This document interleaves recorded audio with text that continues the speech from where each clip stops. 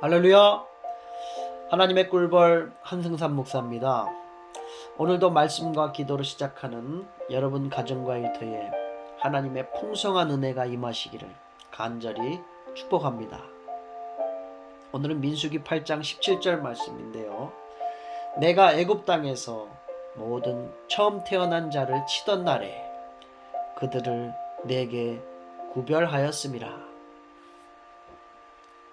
민수기 8장에는요, 레위인들이 이스라엘 자손을 대신하여 하는 두 가지의 일이 있어요. 그것은 첫 번째, 회막에 대한 봉사고요. 그리고 두 번째는 바로 이스라엘 자손들이 함부로 성소에 가까이 할 때 그들 중에 재앙이 임하지 않도록 속죄하는 임무를 그 레위인들이 맡았다라고 하는 거예요. 하나님과 이스라엘 백성들 사이에서 가장 중요한 역할, 임무 두 가지. 뭐라고요? 그것은 바로 성막 봉사와 속죄의 중보 역할이었습니다. 그런데 오늘 이 두 가지 이 중요한 사역은 왜 하나님께서 레위인을 선택하셨을까? 오늘 그거에 대한 이유가 오늘 8장 본문에 나와 있습니다. 레위인은 이스라엘 자손 중에서 내게 온전히 드린 바 된 자라.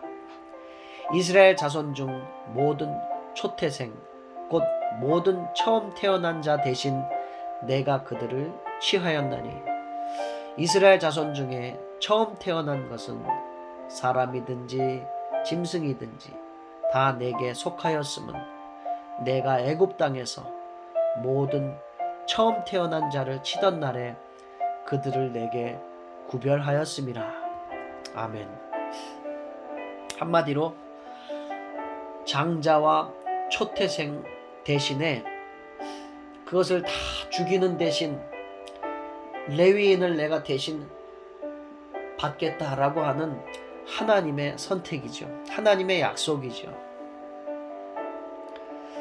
저는 오늘 길라드 샬리트라고 하는 이스라엘 병사 이야기를 하려고 합니다.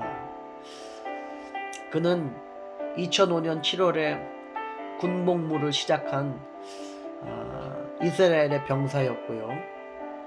그 샬리트는 다음해 2006년 6월에 하마스 무장단체로부터 납치를 당했습니다. 이스라엘 정부는요, 대대적인 보복 공격과 구출 작전을 폈음에도 불구하고 그 샬리트를 구해내지 못했고, 장기간 협상과 또 이집트의 중재가 있었습니다. 그리고 장기간 그렇게 중재하며 협상해 오다 결국은 2011년 10월에 가자 지구에 억류된 그 샬리트가 석방되었는데요. 자그마치 5년이나 억류되어 있었던 것이죠.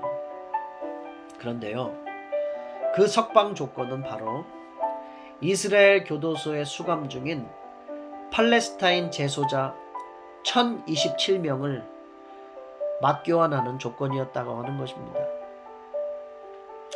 더군다나 이 재소자들 중에는요, 테러범과 유력 인사들도 상당수 포함되어 있어서 이스라엘 국민들 중에서도 반대의 목소리가 많이 있었다고 하는데요.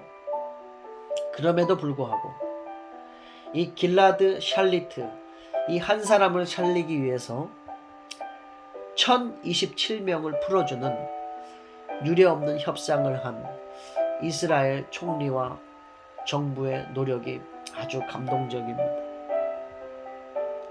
5년간의 억류 기간을 마치고 비행기에서 내리는 이 샤리프는 이스라엘 총리 네타냐후에게 거수 격려를 합니다.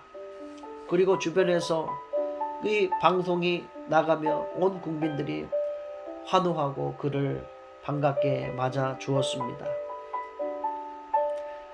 샬리트에게 이 모든 순간은 그의 평생에 절대 잊을 수 없는 그러한 시간이 되었을 것입니다.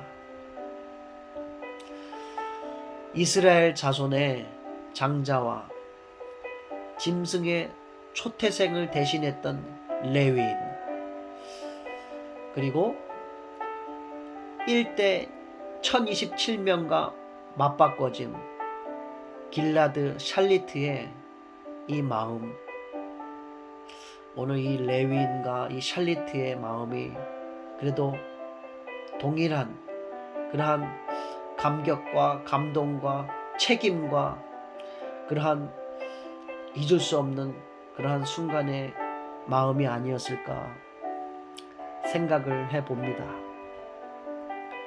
기도하겠습니다. 하나님 아버지, 이스라엘 자손의 처음 태어난 장자와 짐승의 초태생이 모두 하나님의 것이요, 또 그것을 대신하여 구별된 레위인, 그 레위인들을 취하셔서 하나님의 성막과 속죄의 사역을 감당케 하신 하나님 아버지, 이 포스트 코로나 시대에 하나님의 직분을 감당하는 이 영적인 레위 주의 종들이 그 마음가짐이 어떠해야 하며, 그리고 하는 주의 직분자들이 또한 거룩하고 충성되고 지혜롭고 부지런한 그러한 주의 종들, 주의 직분자들로 그렇게 주님의 사명을 감당케 하여 주옵소서.